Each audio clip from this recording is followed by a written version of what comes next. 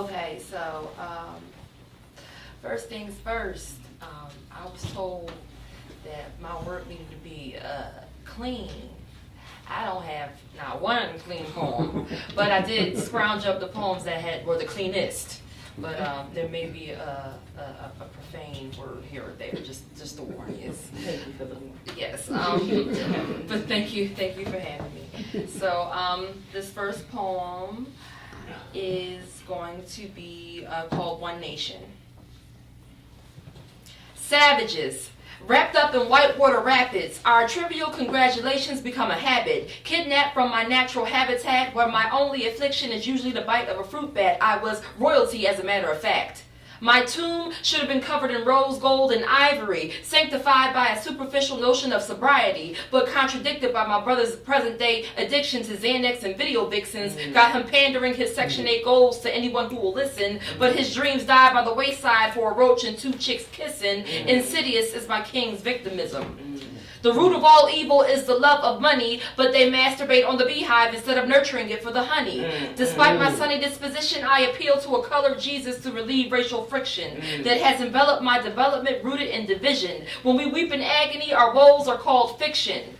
We are magic, whether you mess with us or not. Your justification for the demasculation of my fathers only stirred the pot, but it didn't knock his spot. As you classify my cousins as hoes and thoughts, your anointing has essentially been cock-blocked. My unborn babies are allegedly martyrs to the system, created to prematurely dismiss them, or worse, crucifix them. No, crucified and hung on master's mantle that sits high, abducted from their tribe to live in one nation under God. I pledge no allegiance. You defame my name to the globe and I committed treason. My legacy is a gaping wound and you affected the lesion. You inflamed the contusion, but say my struggle is an illusion. Silence is my death and Mother Earth will cause the ruin. I am done what I've been doing, posting stats and quotes here, that's cute and all, but how many times we gonna trip before we fall? We've been sedated in a matrix of hatred, shackled to robotic patriots marching in cadence. Will we ever be saved? Cause we all out of patience. A revolt in our final life will be a clear indication. What is deliverance but a spiritual vacation? My debts are paid and I anticipate a grateful elation when the bullshit is over and we are actually one nation. Thank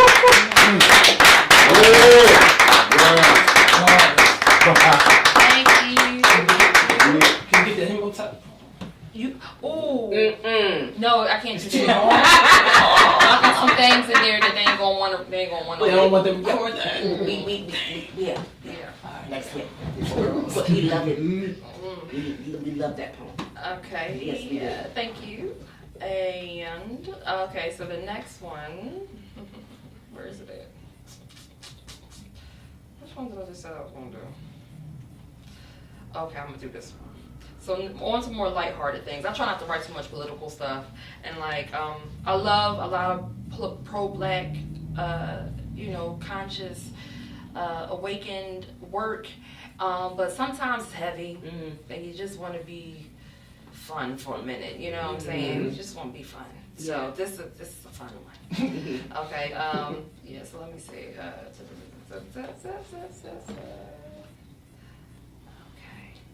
This is called Old Head.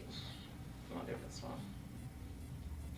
I am a millennial. We spew unlimited and incomparable creativity and artistry, but love, yeah, I don't do that ish right. When it comes to companionship, your bark don't match your bite. See, I like my meat seasoned, slightly spicy but never greasy. He make that bread and give good head because it's a priority to please me. 70s made and hip hop raised, pension paid and wisdom for days. He knows a trade, goddammit. He ain't worried about them chicken heads. That ish is dead. He done raised his kids. Now he putting me to bed. When he speaks, it is a command and not a request. And he's so big, he is my living bulletproof vest. He never throw up in my face all his past conquests because I'm Queen Bee and the rest was pests. See, don't get me started. The best part is hearing his stories of Talib and Black Thought, Q-Tip, Common, and Most Def because I was too young to appreciate them yet. This combination is sensational. Throwback Thursday is my baby being radical. Fist pumping at the Million Man March, his activism is habitual. He ain't never fall for the we are the world kumbaya tactics. And he teaches that reprogramming blackness takes practice. His pursuit of black union is deliberate and proactive, and he knows that to edify the people, you gotta get a little ratchet.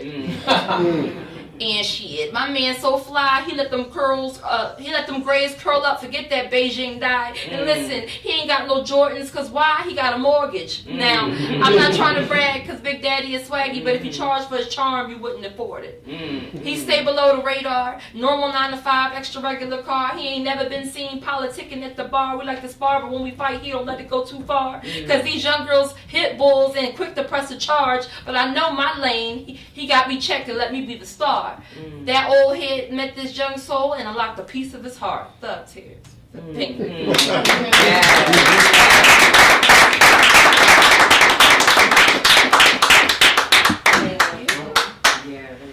And last one I'm gonna do is this one is called My Brain. This is my depression poem. Okay. This is a poem about my depression and anxiety. Let me start over.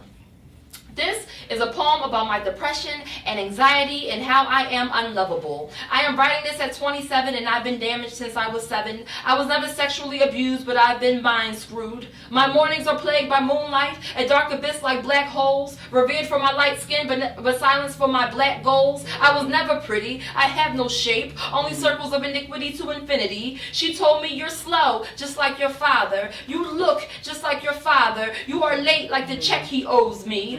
I love you and that's why I'm controlling. I've mentioned in other poems my fondest memory of standing in that kitchen on Gilbert Street and thinking which knife would hurt the least. I obsess over that thing I said last week that only further proved my inferiority. Just think happy thoughts and pray, managing my mantras like I choose to be happy and fake it until you make it, but I can't manage anything. My nervousness envelops me so I shake until my head aches. I have shouting matches in lonely rooms. The only thing that has never left me is my doom. I work day after day, night after night, at least 2 jobs at once, so I am not idle with thoughts that are suicidal. Instead of bridal aspirations, I'm consumed with funeral arrangements. My body is a playground. It has been taken and given back like the chef didn't cook his steak well enough, and it is still bleeding. I've learned to conceal parts of me because transparency always leads to them leaving me. My soul feels 475 years old. I must have been at least 3 slaves and a bedfellow to Jim Crow, because why? Why else do I hate me? I am ravaged with nerve damage because I was never worthy of my own insulin, and the doctors look down their noses at me for not adhering to simple medicinal intervention. They think my suffering is my own invention.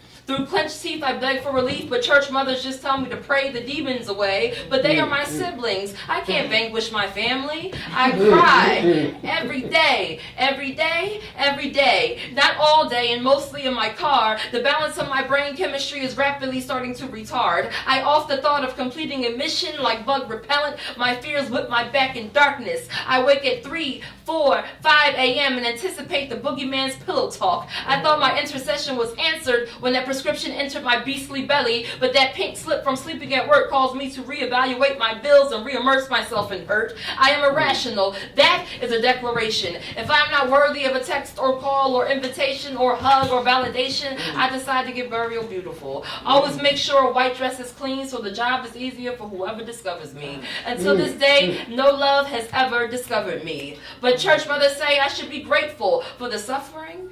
I am not here for long. I do not count blessings, only tragedies. Like the great playwrights, I only consummate my vows with aberrations and a vividly morbid imagination. I cannot be saved. This cannot be talked out. There is no understanding for the criminally insane, so hopefully when I depart, someone will profit from my pain.